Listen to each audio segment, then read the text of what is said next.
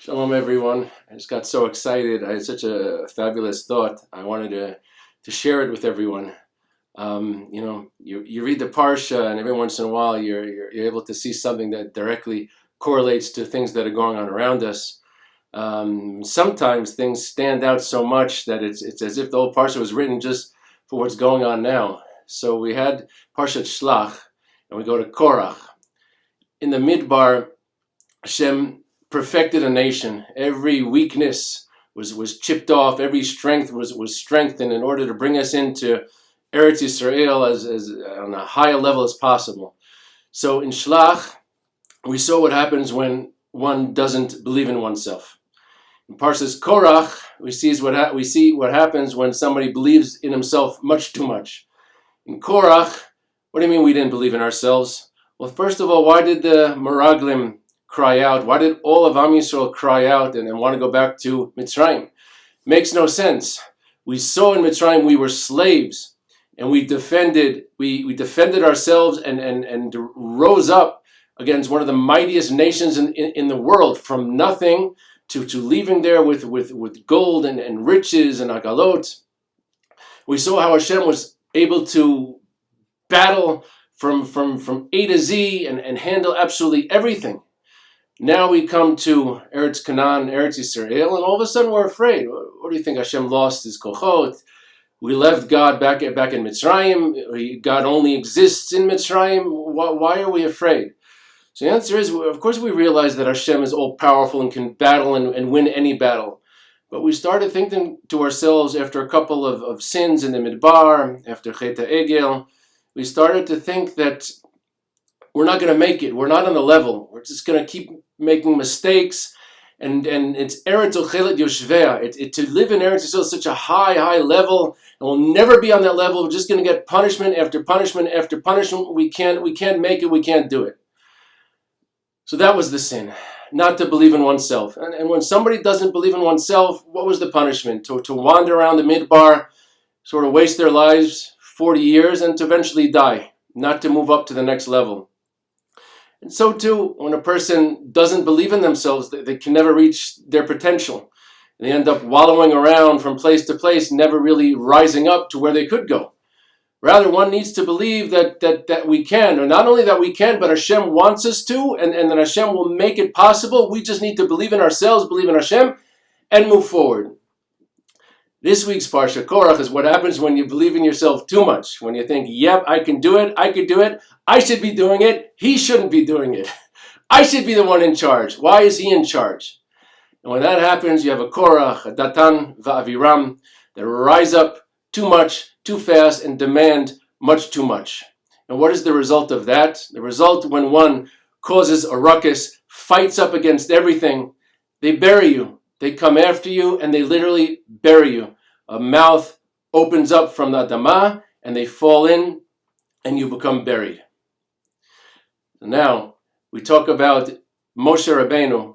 Moshe was the greatest protector of Am Yisrael. If you read these parshas, you see how Am Yisrael keeps making mistakes and Moshe keeps finding another way to defend Am Yisrael. Whether it's through prayer, through skulot, through malachim, through ktoret, through rationalization, through a thought of a chil Hashem, Moshe keeps finding ways to protect Am Yisrael.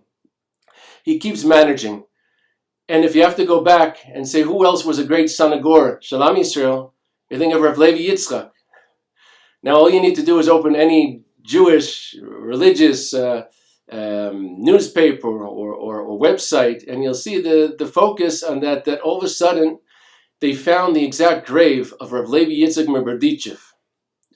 And Tzaddik, I believe his name is Yaakov, he wrote a story of a friend of his that is a hidden Tzaddik, and he said 7 years ago, he went to the kever of Rav Levi Yitzchak, and he felt he just couldn't go into the ohel. And he ended up sitting outside for a long time, ended up sleeping, and he had a dream, and he saw great light. Rav Levi Yitzchak, huge smile, came over to him. He called him his son or his grandson. He said, why are you sitting outside? Why don't you come in? And he says, I feel that you're not there, or I feel that the kever is not exactly where it is. So Rav Levi Yitzchak Amar, you're right. I'm not where they say I am. I'm right in the entrance, right in the middle, and people walk over me all day, and I love it. I love it. I love that Am Yisrael walks over me all day. I love that I help keep them up, keep sending them, keep letting them walk over me all day. Now, this week, all of a sudden, the same parsha with Moshe, they found that the grave of Rav Levi Yitzchak was indeed right in the middle of the Ohel. Not where everyone thought it was, but right in the middle. Rav Levi Yitzchak was a son of Goram Shel Yisrael, so for him, even if Jews are walking over him, it's great. Let a Jew walk over me, as long as they have, I'm helping them by letting them walk over me. You're walking over me, I'm good. That way at least you could walk. That was Rav Levi Yitzchak. So what's the message here? How do you put it all together? Somebody who's fighting and battling and demanding what's theirs and causing a ruckus and causing machloket in Am Yisrael. It doesn't matter where you are. If you're standing on dry land with all your family, wife and kids, and you got all your money and all your supporters, Hashem will literally take you and put you underground in a second. Hashem Yerachem. On the other hand, if you're a son of Goram Shel Yisrael and you're hidden somewhere in the Ukraine, buried under, even the Jews don't know where you are, Hashem will take you from underground and lift you up to the whole world to show everyone what a tzaddik you are and how arnav you are. So that's our message. That's our message, to always follow in the path of Moshe, to realize that we can and we will, b'zchut Hashem. Somebody once said, I can forgive the Yetzer Hara for causing me to sin, but I can never forgive the Yetzer Hara for causing me to believe that I'm a sinner. Never get to that place. Always believe that we deserve it, we can. Hashem will give us bracha and atzlacha, but we should never take it too far and start insisting and pushing and demanding and wanting respect. And with that, we should have the same bracha of Moshe Rabbeinu, the same bracha of San Goram Shel Yisrael, Levi Yitzchak Meberditchev, that no matter wherever we are, no matter what difficulties and challenges, Hashem should mamish come, find us, bizchutam, Levi Yitzchak ben Sarah Sasha. This is the medallia that I got when I was at Levi Yitzchak's kever at Zion many years ago.